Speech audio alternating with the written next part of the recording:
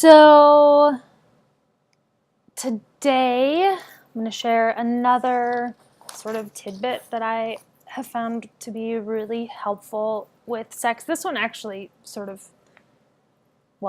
everything's broader. Like what I say to clients and myself all the time is that, yes, this is about sex, but I really hold the perspective that how you do one thing is how you do everything. And so if you practice this thing here in the arena of your sex and pleasure and sensual life, it's going to expand out and have a ripple effect everywhere. And we can maybe talk about that. Maybe I'll remember, we'll see, to talk about it more at the end. So what I want to talk about today is giving and receiving feedback. And this is a really hard, it can be, maybe not for everyone. And the context certainly matters. Like, I know for me, when I was growing up, I did gymnastics like 20 hours a week for much of my childhood and adolescence. And then I started coaching.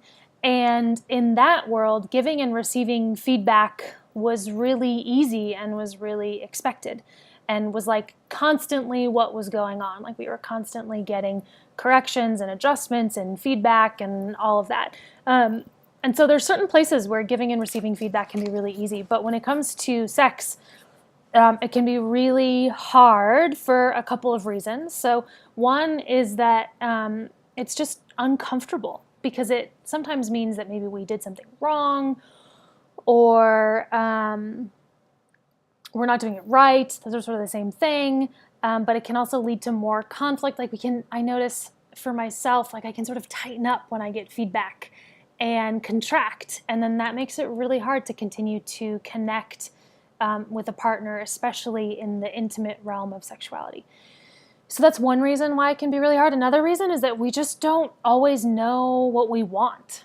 Sometimes you know exactly what you want. You know exactly what direction to give your partner, like a little bit to the left, and that can be a whole other world. I talked last week, and you can find the recording if you scroll down on my Facebook page, but it's also on my website. I'll put the link at the end, but we talked last week about touch variations and ways to sort of mix things up so that you can discover with a partner what feels good, and we'll talk about that again today. But sometimes we just don't know what we want. We don't even know what to suggest because it's like there's so many possibilities. How can I narrow it down? And we also just don't have like examples. We haven't been taught or shown or given the opportunity to explore creatively what might feel good in our own bodies. And so, or maybe we just can't even feel our own bodies and feel what feels good in them. And so feedback can be really hard. So I want to share with you some different ways to invite and make room for feedback, different ways to give feedback and make requests, and then also some practices, or you could even call them games, that you can try with a partner to help you sort of flex the muscles of, and obviously not the real muscles, the mental, emotional, relational muscles of giving and receiving feedback so that you can then take that into your sex life with your partner and be even better at it and have an even better sex life. So we'll start with ways to invite and make room for feedback because we want to know. I want to encourage you to want to know how things are for your partner. It's likely you want to be bringing your partner pleasure, right? You want them to feel good. You want your touch, however it is you're touching, you want it to feel really good for your partner. And so getting feedback from them can be really helpful. And there's ways that we can do that better usually than others. And I touch clients all the time in my office, right? That's part of my work, is touching people in really intimate ways. And I've learned some things over the years learned some things that are really helpful in eliciting feedback from somebody about what's happening. So the number one thing to stay away from is the question that I hear people ask all the time, is this okay? Is this okay? And it's like, I hate that question. I hate being asked that question. And I hate it when I'm with couples and I hear one of them ask the other one, is this okay? It's like, oh, I cringe every time. And I think the number one reason why is you don't want it to just feel okay. You want it to feel good or great. And so that's one reason why I don't like it. The other reason why is that it's so vague. Like, how do you answer that? Like, it's not very guiding or helpful. And so some other options to try are, what would you like? That's still pretty broad in general, but it's better than okay. And it gives them an invitation to name something that feels good instead of just a yes or no question. Is there anything you would like more or less of? That's one of my favorites because it gives them the opportunity to sort of reflect on what they've been experiencing with you, and then maybe say like, yeah, I'd be okay with less of this, but I really like that. Will you do that some more? You can also ask, is there anything that would make this better? Right? And that sort of opens up possibilities of like, what might I want that could make this better? So those are some ways to invite more feedback. Another way, because those are still pretty open-ended, they're not very specific. So another way would be to menu options for them. So you could say something like, would you like more pressure? And see what the response is. Would you like me to go faster? Would you like me to go slower? Would you like me to touch you here, changing location, or over here? When you're doing that, when you're menuing an option for someone, it can be really helpful to actually do it on their body. So if you say, would you like more pressure? You might just add a little bit more pressure so that they get the experience of what that feels like in their body. And then they can decide like, no, you know what? I don't actually like that. Maybe try less pressure.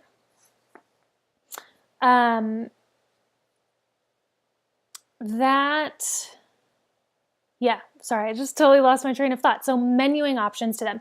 Keep in mind, if you menu an option, if you're like, would you like more pressure? And they say no, that's not a problem, right? Like it can be really uncomfortable to get a no or to be told like, oh, that's not what I want, or no, that doesn't feel good. But see if you can hold it as just more information. It's not that you're doing it wrong. It's that like, okay, great. Your body doesn't want that right now. Let's see. We've narrowed that thing out. Let's see if we can find something that does feel good. There's a quote, Thomas Edison. I'm pretty sure this is an actual quote from him, but we should look it up and find out. But he was talking about the process of figuring out how to make a light bulb. And the quote is basically like, I haven't failed 10,000 times. I've learned 10,000 ways. It's probably not that many, but maybe. I've learned 10,000 ways not to make a light bulb, right? So when you're with your partner, it's like, no, you don't want more pressure. Okay, no, you don't want this. It's like, okay, great. We're narrowing things down. Hopefully we can then find something that is right. Or just simply giving them an option of like, do you want more pressure? I'm like, no, I don't want more pressure. But like, ooh, it might inspire them to have a thought of like, wait, I want this. This I think would feel good. Another way to invite more feedback is to say thank you. So if your partner makes a request or gives you feedback, say thank you. Like have that be the first words out of your mouth. And along with that, actually find the place in you that is grateful for that feedback. That can be hard sometimes because sometimes we're on a track and we're doing something that feels good to us. But especially if it's challenging for your partner to make requests or offer feedback, really find your gratitude for it and just say, oh, thank you. Great. And like excitement about the feedback. Like, thank you. I'm game. Like, let's do it. Only if you are. Don't do something you don't want to do. That's important also. And then check in if your partner makes a request or gives you feedback, check in to see if you got it right. So say they said, yeah, I'd like more pressure on whatever part of their body you're touching.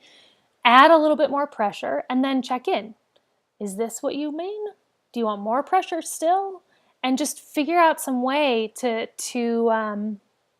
get even more feedback from them because you want to get it right. And sometimes we get a request from our partner, we assume we know what that means, and then we just keep on going, but we didn't actually get it right. And then our partner's like, oh, see, like I make feedback or I give feedback and I make requests and it still doesn't happen the way I want it to happen. I'm just going to give up and stop trying. And so checking in and not assuming you're doing it right and really just giving them the opportunity to give you more feedback is going to help you both find your way to what actually feels good for your partner. So I hope all that makes sense. So that was 5 ways. 5. I have a list here. Maybe I'll share this. I'll put a link to this in the comments here. So then there's other ways to give feedback and make requests, right? So we've been talking about ways to invite and make room for feedback. So here's some ways that can be helpful in giving feedback and making requests. So it can be helpful to err on the side of naming what you want rather than what you don't like. So obviously, if something isn't feeling good or if it's painful or uncomfortable, just say, wait, hang on a sec or stop or whatever. But naming what does feel good, even in a moment when you're not making a request. So when you're with your partner, if something's feeling really good, make sure that they know that's feedback, right? We often just name something when it's not working. So if you start to name the places that are working, that can give your partner a little bit of confidence, a little bit of ease, and relaxation of like, okay, great. Like I know something that works here, or, they have it built into them that there are ways that they touch you that feel good and that they like. So let them know when things are working. When you make a request, think of it as an invitation. So rather than a demand, unless you and your partner like that sort of thing, because that can be sort of hot sometimes. It's not really my cup of tea, but you can work out with each other what really works for you. But generally speaking, making it an invitation can be really welcoming. So say your partner's touching you in a way that you don't particularly like. For me, one thing that happens is my partner and I have really different ways that we like to be touched. So he loves super, super light touch, like barely touching. That feels so good and relaxing to him. Like he loves it. And I love touching him that way. But then he sometimes touches me that way. And that I hate, like I cannot express to you how much I fucking hate being touched in that way. It tickles and it inspires me in a matter of seconds to rage. Like I go from being really connected and feeling really good to wanting to kill him. And so I've learned over the last couple of years that we've been together, because he'll still do it even though I've asked. He's getting better, but there are still occasions where he'll touch me, or when a friend will touch me in that way or something like that. And I've learned how to be like, okay, great, I'm being touched in a way that inspires rage. Instead of speaking from the rage, let me just invite you to do something else. And I'll just say like, hey, can you use a little more pressure? And I just sort of skip over the part that really feels awful and go to the request. And that really feels like an invitation to my partner rather than him doing something wrong. And I want to be careful here because I don't want you to be like taking care of your partner's ego or trying to make them feel okay because you're making a request or they're maybe doing something that you don't like. It's not that. It's more just like, how can you stay in connection through this? How can you remember that you're on the same team, you're working together, you both want to find what feels good, and just keeping that in mind can go a long way to actually finding it. Okay. So another thing that can be helpful in giving feedback or making requests is to offer a suggestion. So if you're going to say like, I don't like it when you do that. Or rather than, there's an example here, rather than tickling my back, would you rub my feet? You know, giving them the thing of like, I don't really like this. Would you do this instead? Can help your partner, maybe if they're feeling uncomfortable or like they're doing something wrong, can just give them a little, like it gives them a direction to go in so they're not just feeling shut down and then trying to shoot in the dark.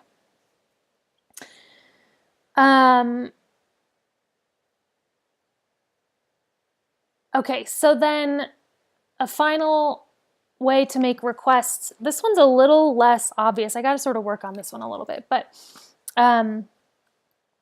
you can work together. This is more personal between you and your partner to make. You can work together to find a way to make requests that are sexy and inviting rather than demanding, frustrating, or shutting down the experience. So, trying to think of an example that I want to use. The one that I have here is like way more personal than I want to get, so I'm going to have to share that in a different way.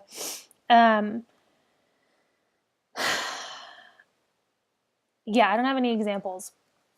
I'll see if I can come up with one. Nothing's like popping up into my mind at this exact moment, but you can find ways that's like me saying, like me drawing a boundary, or you saying like, oh, I don't want this, and then inviting your partner into something else. Oh my God, I should just stop. It's so not working. I'll work on it and I'll report back. So those are just some guidelines of ways to invite and make room for feedback, and then ways to give feedback and offer requests, make requests. So I want to give you two sort of games or practices that you can try to actually flex these muscles. So one is a menuing practice. So you're menuing options for your partner. I also like to call this one the ophthalmologist or the eye doctor, because it's exactly like, and it was inspired by this experience when you're at the eye doctor and they're almost done figuring out your prescription.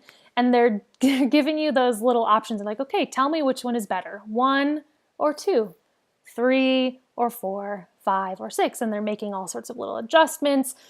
And so menuing options for your partner works much the same way, where it's like the eye doctor doesn't know he can't see through my eyes. So he or she can't tell me what's working. And I don't know I'm not an eye doctor. I don't know what could be better or what could be worse. And I don't know all the things that he's doing or she's doing. My eye doctor's a man. That's why I'm saying he. And so when you menu options for your partner, it's not that you're trying to get it right. It's that you're trying to give them an opportunity to bounce off of something. So I'm going to include a link to a PDF that you can download and use. But it's just a practice where you are doing exactly that. You're menuing options for your partner. So touch is one way. That just makes it easier to practice these things. Obviously, having sex is a much more reciprocal, mutual experience, but it can be helpful to practice these things, having one person being the toucher and one person receiving touch. And then set a timer, of course, for a number of minutes, like 5 minutes is usually a good place to start, because it's hard if it gets too long. And so you want to start with a small amount of time and then build up from there. And you start by touching your partner, asking him or her where to start, and then from there, giving them some options. Would you like more pressure or less pressure? And then actually demonstrating it on their bodies, and then seeing what they want. And if they say more pressure, great, you add more pressure. And then you ask, is this the kind of pressure that you would like? Yes, it is. Great. Okay, then you just keep touching them in that way. And then you offer another menu option. So you might say, would you like me to go slower? And they might say, no, this is exactly what I want. Great. Then you just keep doing that. And so you just use these 4 variations, which was in the video from last week. So they're location, direction, speed, and pressure. And you just menu options for them over and over again so that they get to feel what it's like to have someone really want to know what they want. And it helps you practice offering different options for them so that you guys can work together and find what feels good. So that's the first practice, the eye doctor or menuing options. The second practice is a practice or a game in making requests and giving feedback. So menuing options is a way to invite and make room for it. This other practice, which is called bossy massage. You can also call it a guided massage. If like bossy is too charged or uncomfortable, just try it's a guided massage, right? So this one's it's to help you practice making requests and giving someone feedback. So again, touch is one way, one person to the other. And in this one, the person who's being touched is the boss or the guide. And you can play this up as much as you want.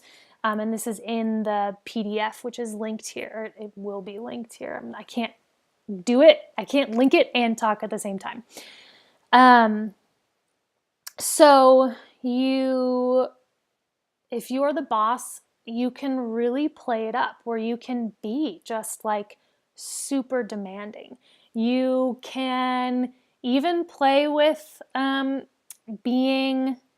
you want to be careful with this, but you can even play a little bit with the power dynamic, like in a BDSM sort of way, with being a little bit mean. But it's not really, and not mean in like a degrading sort of way, but just for both of you to get to have the experience of what it's like when it's like, touch my toe. No, not like that over here. No, not like that over here. You can play that up and just see what happens for each of you.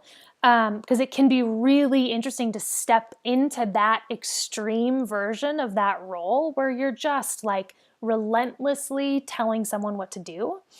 And then it can be really interesting to see what happens for you when you receive that sort of guidance and bossing from someone.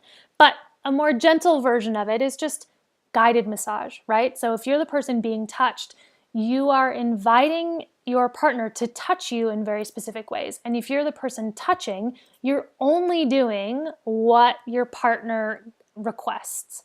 So they might say, touch my leg. And then you're just going to put your hand on their leg. You're not going to interpret for them. You're not going to make guesses for them. You're not really going to give them an inch. You are really waiting for them to tell you every little detail of what they want, which can be really tricky, right? On both sides, because we want to help our partners. We want to figure it out for them. But, and it can be really hard to get that specific, but it's a really important muscle to flex. And if you start on a body part like your arm, that can be a lot easier than starting on your genitals, right? So the bossy massage or the guided massage, similarly to the eye doctor, you want to set a time container. So start small, do 5 minutes, and then just practice for 5 minutes, stop, check in with each other, hear how it was, and then switch partners so you get to be in the other role. Okay, so those are 2 really specific ways to practice giving and receiving feedback and making requests.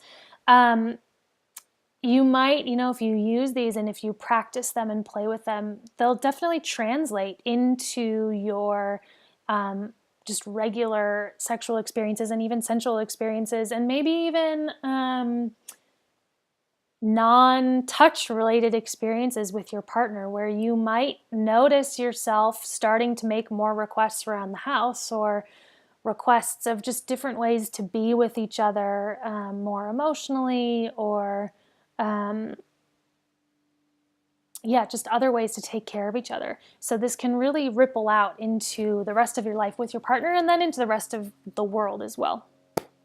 Trying to think if there's anything I want to add. One thing that I forgot, this can be really helpful. So one last piece to add, if you are trying to figure out for one of you what feels good, like if, say, you're touching your partner and they're making a request and you can't get it right, like it's just sort of impossible, you're not finding it, what can really help is to have your partner demonstrate what they're wanting. So you can have them show you on your body. So you can say like, okay, I have no idea what you mean. We're clearly not getting anything here. Will you show me on my arm what it is you're wanting? Or show me on your body. This can be especially helpful with genital touch because there's such specific ways that we like to be touched, and it can be so hard to describe what it is. And so if you have them demonstrate on their own body with their hands, you can sort of look and see, or even put your hands on top of theirs and get a feel for what it is that they're doing, and then maybe be able to make a more informed adjustment so that you can get to what it is that they want. Okay, that's all for today. If you have something that you want me to talk about, I've stockpiled ideas of things, but if you have something that you want help with in your sex life or your sensual life, whether it's with yourself or with a partner, please add a comment or send me a private message. I would so love to meet whatever needs and requests are out there. Hey, this is about practicing making requests. So if you have a request, please let me know. Please make one. And otherwise, I hope you have a great day.